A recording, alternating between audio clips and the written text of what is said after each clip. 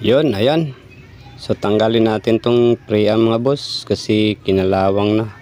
Yung problema nito na ampli, star Kobe to. Paglakasan, ma-off yung relay. So kailangan linisin to para bumalik sa dati. Kasi dami ng corrosion, tapos kailangan isulda natin yung kulang na sa sulda. So nagtitrigger siya. Let's go it.